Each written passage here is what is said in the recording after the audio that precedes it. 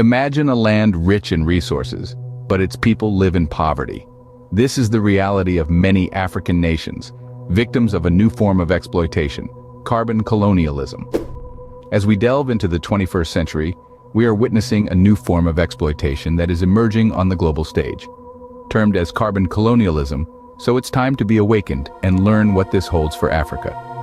This phenomenon is characterized by the acquisition of large tracts of land by foreign entities under the guise of conservation and carbon offsetting projects. The lands, rich in flora and fauna, are often home to indigenous communities who have lived there, in harmony with nature for generations.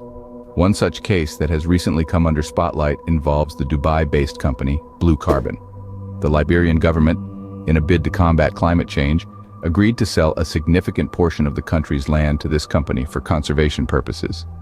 But this seemingly noble act was met with severe criticism and opposition. Activists and rights groups raised concerns about the opaque nature of such agreements. The lack of transparency and the potential for human rights abuses have stirred a hornet's nest. The indigenous communities of Liberia, like Nazuan, who rely on these lands for their livelihoods, are now facing threats that could displace them from their homes. Moreover, the effectiveness of these carbon offsetting projects is also under scrutiny. Questions have been raised about the permanence of carbon storage in forests and the potential for misuse of these projects. Critics argue that these projects could lead to a situation where the rich pollute freely, offset their emissions by buying credits from these projects, and the poor bear the brunt of displacement and loss of livelihoods. As we continue to grapple with the pressing issue of climate change, it's crucial that we tread carefully. The solutions we seek should not create a new set of problems for those who are most vulnerable. Carbon colonialism, a term that is gaining traction, exposes the darker side of global climate policies. At the heart of this controversy is Blue Carbon, a company that's been making waves in the African continent. Blue Carbon, a company based in Dubai, has been causing a stir with its opaque agreements across multiple African countries. The company's dealings have been shrouded in mystery, sparking much criticism and opposition from rights groups and activists alike. The main bone of contention? The company's intent to purchase large tracts of land for conservation purposes. This wouldn't be such a contentious issue if it weren't for the fact that these lands are home to indigenous communities whose very livelihoods are tied to the soil. Understandably, this has led to the label of carbon colonialism, as these deals are seen as a form of exploitation, encroaching on the rights and lives of the indigenous people. But that's not all. The effectiveness of carbon offsetting projects, such as those proposed by Blue Carbon, has been a subject of heated debate. While the idea of absorbing carbon dioxide from the atmosphere and storing it in forests sounds promising, there are valid concerns about the permanence of carbon storage in these forests. Moreover, the displacement of local communities raises ethical and humanitarian questions. Is it right to uproot communities from their ancestral lands for the sake of carbon offsetting? The answer isn't as clear-cut as one might think.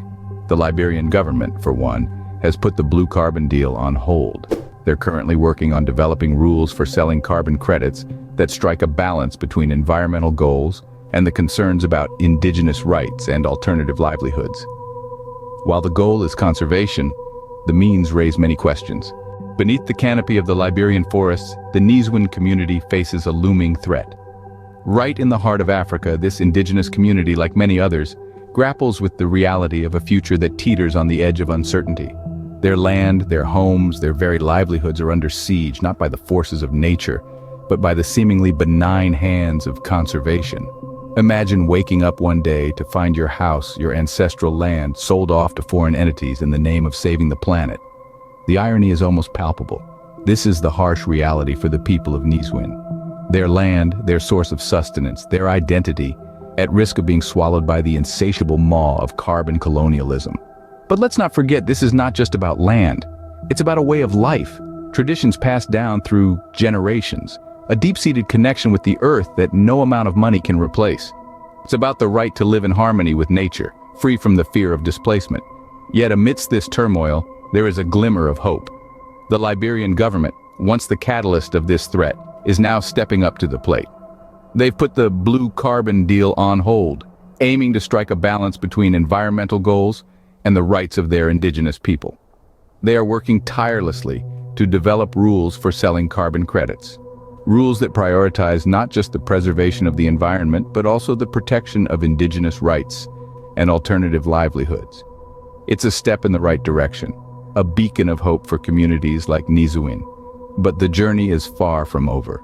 So, let's remember, as we strive to protect our planet, we must also protect those who call it home. The fight for environmental conservation should not become a fight against indigenous rights. Let's not forget we're all in this together. The sale of carbon credits, a solution to the climate crisis, or a ticket to exploitation? Let's dive into this complex issue.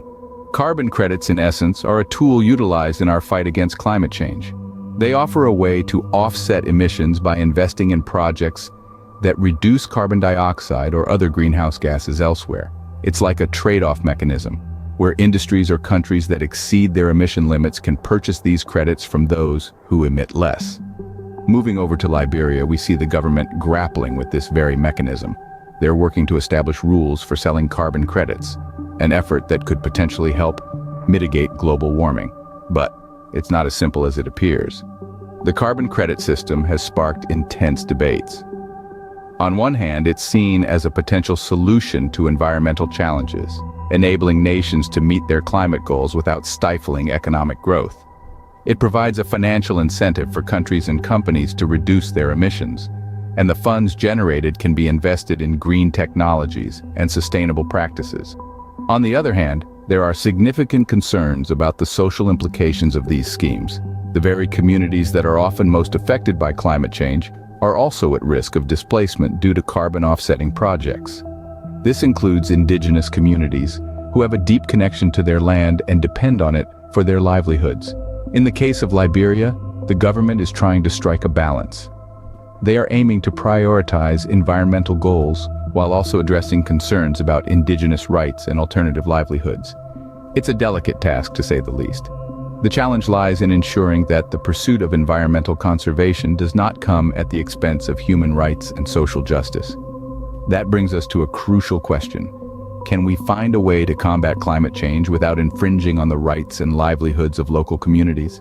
Can we create a carbon credit system that is not only effective in reducing emissions, but also equitable and fair? The balance between conservation and human rights is a delicate one.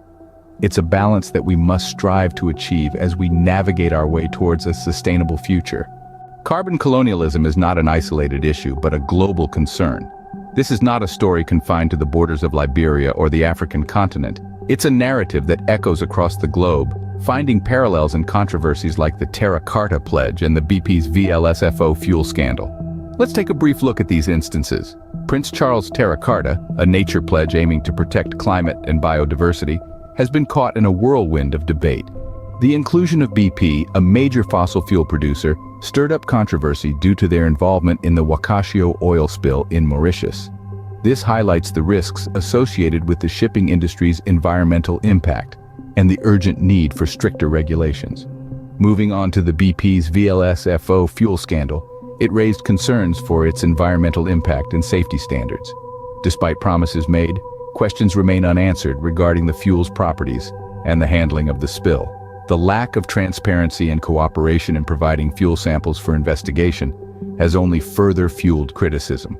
These events, along with the blue carbon controversy, underline a common thread: a need for transparency, stricter regulations, and a respect for the rights of all stakeholders involved, especially those most vulnerable. They underscore the importance of not just focusing on environmental conservation, but also considering the socio-economic implications of these initiatives.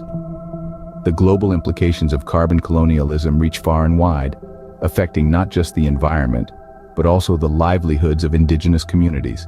It's a complex issue that calls for a balanced approach. Any initiative, no matter how well-intentioned, can lead to unintended consequences if not thoughtfully implemented. As we grapple with these issues, we must remember that the path to a greener future doesn't only lie in preserving our forests and reducing carbon emissions. It also lies in ensuring that these measures don't trample upon the rights and voices of those who call these lands home. The challenge before us is clear. We need to strike a balance between environmental conservation and human rights. As we strive for a greener future, let us not forget the rights and voices of those who call these lands home.